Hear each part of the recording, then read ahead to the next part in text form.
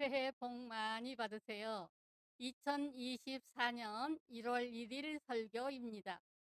새해의 문턱에서 부인할 수 없는 기대감으로 본문의 변화에 아름다운 모습을 그려내는데, 율법의 문자가 아니라 생명을 가져오는 영으로 받으시기를 기도합니다.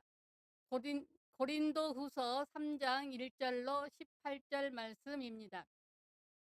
14절, 그러나 그들의 마음이 완고하여 오늘까지도 구약을 읽을 때에 그 수건이 벗겨지지 아니하였으니 그 수건은 그리스도 안에서 없어질 것이라.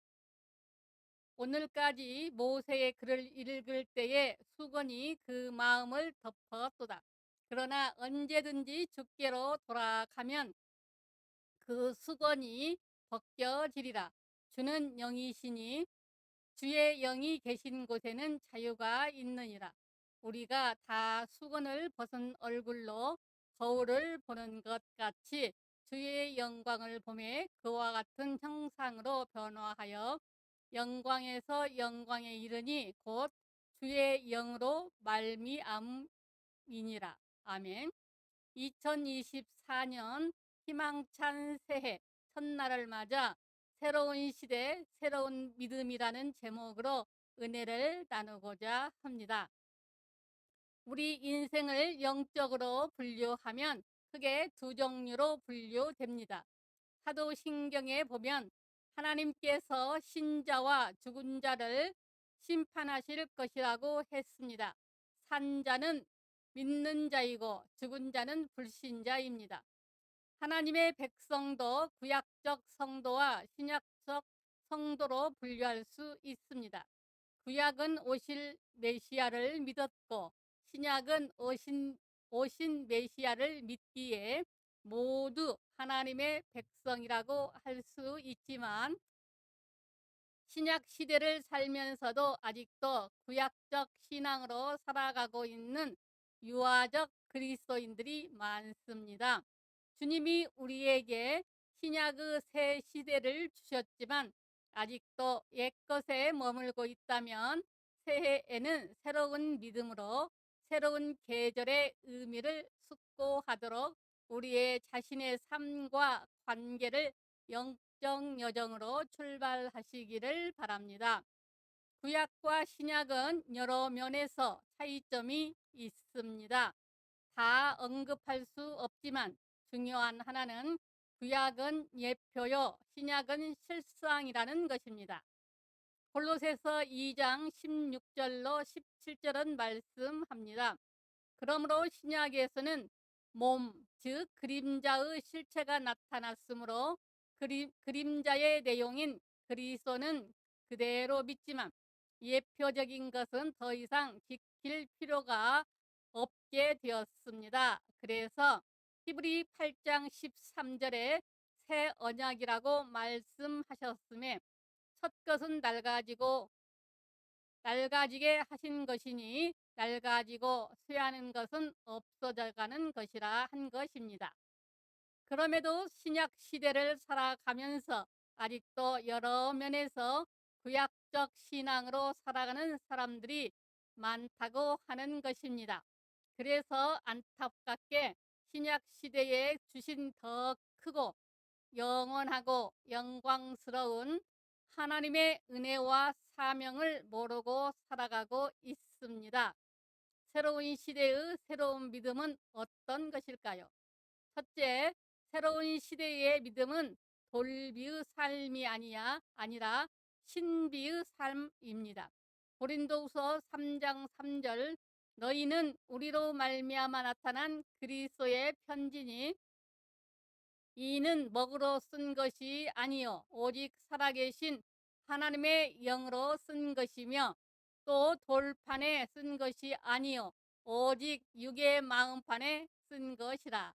아멘. 구약에는 하나님의 말씀을 두 돌비에 썼지만 신약은 다릅니다. 여기 육의 마음판이라 했는데 구약에는 돌비고 신약에는 신비입니다. 모세가 시내산에 올라갔을 때 하나님께서는 두 돌비에 십계명의 말씀을 새겨 주셨습니다. 한 개의 돌비도 되는데 왜 두 돌비였을까요? 이 역시 어떤 비유와 상징성을 갖고 있기 때문입니다. 즉, 십계명은 하나님의 사랑과 이웃 사랑으로 크게 두 계명으로 나뉘어 있습니다. 그래서 예수님께서도 마태복음 22장 37절로 40절 말씀하셨습니다. 신약과 구약과 그 중심 사상이 같습니다. 십계명도 지켜야 합니다. 그러나 신약의 성도는 그 이상이어야 합니다. 신약에는 다른 신 섬기지 않는 것으로 다 된 것이 아니라 마음을 다하고 뜻을 다하고 성품을 다하고 힘을 다하고 목숨까지도 다해서 하나님을 사랑하는 데까지 나가야 합니다. 아멘. 구약 시대에는 사람의 완고함을 아시고 최소한 다른 신만 섬기지 않아도 하나님께서 긍휼히 여겨 주셨습니다. 그러나 신약에는 하나님을 마음과 뜻과 성품과 목숨을 다해 사랑할 뿐 아니라 이웃을 내 몸과 같이 사랑하며 원수까지도 사랑하는 것입니다. 예수님은 십계명에 없는 목숨을 추가하셨고 원수 사랑을 추가하셨습니다. 이 십계명 정도의 수준이면 우리가 지킬 최소한의 계명일 뿐입니다. 이 정도도 지키지 못하면 신자가 아닙니다. 신약에서는 이 법이 우리 마음 중심에서 나옵니다. 로마서 8장 1절로 2절에 나오는 생명의 성령의 법입니다. 성령받아 하나님의 말씀대로 사라지는 놀라운 법입니다. 범죄하지 않기 위해서 힘들게 참는 그런 믿음이 아니라 우리의 중심에서 흘러넘치는 생명적인 선입니다. 그래서 주님은 너희 원수를 사랑하며 너희를 핍박하는 자를 위하여 기도하라. 마태복음 5장 38절로 44절은 말씀하셨는데 이것이 가능하다는 것입니다. 구약에는 살인만 하지 않으면 됐습니다. 그러나 신약에는 마음으로 미워함도 살인이고 음욕도 간음이요 욕심도 도적질입니다. 그만큼 신약 성도에게는 큰 은혜를 베풀어 주셨기 때문입니다. 마음의 죄가 꿈틀거린다면 아직 신비가 아닌 돌비에 머물기 때문입니다. 그러므로 마음에 성령의 세법이 있는지 살펴보시기 바랍니다. 두 번째로 성경이 해석되면서 체험하며 사는 시대입니다. 고린도후서 3장 18절 말씀, 구약의 말씀이 바로 해석이 되어 성령으로 말미암아 그리스도의 복음으로 믿어진다면 주의 형상으로 변화될 것이라는 것입니다. 구약 성경도 성경입니다. 그러나 율법이나 예표나 상징이나 역사나 여러 교훈을 통해서 힌트하신 것이지 그 자체로 복음이 되지 못한 부분이 대부분입니다. 그래서 구약은 모든 말씀이 신약의 말씀으로 해석되어야 합니다. 다른 해석을 통해 구약과 신약이 만나면 그 말씀이 우리 삶에 구체적으로 적용이 되면서 엄청난 파워를 일으킵니다. 메시지 자체도 파워일 뿐 아니라 신약에 크게 부어지는 성령 그 자체도 큰 파워입니다. 구약에는 하나님께서 예배에 임하셔서 그 영광을 받으시고 은혜와 평강을 베푸신 것은 사실이지만 신약 시대와 같이 그렇게 풍성한 시대는 아니었습니다. 소수의 신자들에게 성령의 은사가 임해 성경 기록을 위한 말씀 외에도 예언했지만 신약 시대처럼 모든 성도에게 임하신 그런 보편적이고 풍성한 은사는 아니었습니다. 왜냐하면 세술은 세부대에 담아야 하기 때문입니다. 구약의 그 낡고 느슨한 제도나 전통이나 관습이나 열심은 은혜의 그 충만함을 담아낼 수 없습니다. 그래서 하나님은 한 하나님이시고 성령도 하나이시지만 믿음에 따라 그 은혜의 충만은 다릅니다. 신약 시대를 산다지만 율법이나 교회의 전통에 따라 적당히 지키는 믿음으로는 주신 은혜와 은사도 감당하지 못하고 그 불을 꺼치고 말 것입니다. 그래서 누가복음 5장 36절로 38절에 또 비유하여 말씀하셨습니다. 그러므로 구약에도 부흥의 역사가 있었지만 믿지 않았습니다.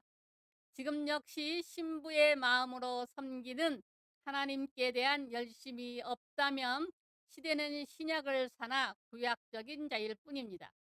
구약은 많은 부분은 제사장이 대신하고 백성들은 그냥 아멘만 했습니다. 그래서 성경은 구약 신앙을 초보적 유아 신앙이라고 말합니다. 그러므로 예수를 믿지만 아직도 복음을 알지 못해 율법 아래 있고 신랑 예수에 대한 사랑과 열심이 없이 하나님을 섬긴다면 그는 구약적인 수준이라고 말할 수 있습니다. 신약의 특징은 고대하던 메시아가 오셨고 또 지금도 성령 안에서 믿음으로 그리스도를 모시고 생명 안에서 누린다는 것입니다. 그래서 요한일서 1장 1절에 태초부터 있는 생명의 말씀에 관하여는 우리가 들은 바요 눈으로 본 바요 주목하고 우리 손으로 만진 바라 했습니다. 신약 시대는 성경을 통해서 듣습니다. 그러므로 열심히 들어야 합니다. 이 최소한의 은혜를 소홀히 하면 그는 불신앙으로 떨어지고 맙니다. 그러나 듣는 데서 그치지 말고 직접 예수 그리스도를 구주로 믿어 영접하고 기도함으로 체험하고 사랑함으로 더욱 그리스도와 연합하여 주님과 하나 되어 살아가시기 바랍니다. 세 번째, 새로운 시대의 새로운 믿음은 성령의 감동 속에서 더 온전하고 충만하게 살아가는 믿음입니다. 고린도후서 3장 9절로 11절 말씀, 이처럼 더욱 영광스럽고 충만한 것입니다. 우리는 사도행전 2장 44절로 47절 말씀은 꼭 천국의 한 모퉁이를 보는 것 같습니다. 이것이 신약입니다. 구약에는 물질 생활이래야 11조와 헌물 크게 벗어나지 못했습니다. 그러나 신약에서는 11조는 최소한에 드려야 할 의무이고 그 이상으로 사는 시대입니다. 그래서 주님은 누가복음 11장 42절에 그러나 이것도 행하고 저것도 버리지 아니해야 할지니라 하셨습니다. 이것도 행하라는 것은 11조 하라는 말씀입니다. 그리고 저것도 버리지 말라는 것은 공의, 즉 누리는 일과 하나님께 대한 사랑을 버리지 말라는 것입니다. 그러나 신약에서는 10분의 1은 물론 성령 감동 속에서 나의 것을 내 것으로 알지 않고 때로는 성령께서 강권하신다면 나의 것 전부라도 드릴 수 있어야 합니다. 우리 몸도 최소한 정한 날과 정한 예배에는 반드시 드리지만 성령이 감동하시면 일생을 나시린처럼 하나님의 사역에 헌신하기도 하라는 것입니다. 그렇다고 항상 희생과 무거운 짐만 강요하시지는 않습니다. 감동에 따라 자원하게 하시고 쉬게 하시면 쉬고 감동 주시지 않으면 지나쳐도 됩니다. 구약에는 하루만 안식일이지만 신약에는 예수 그리스도의 성령 안에서 매일 평안을 갖고 참 안식입니다. 사랑하는 성도 여러분, 하나님께서 신약에 밝고 맑고 역동적이며 거룩하고 풍성하고 온전한 시대를 우리에게 주셨습니다. 여러분의 신앙은 현재 신약입니까? 구약입니까? 세술은 세 부대에 담아야 합니다. 성령 충만 없이 신약일 수 없습니다. 그러므로 이 시간에 성령의 세수를 담을 새 믿음이 있는지 점검해 보시기 바랍니다.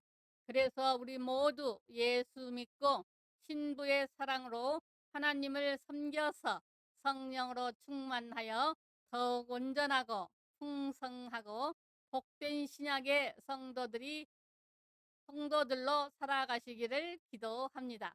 감사합니다. 우리 주 예수 그리스도의 이름으로 사랑하고 축복합니다.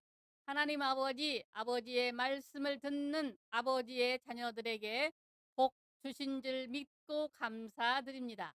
아멘.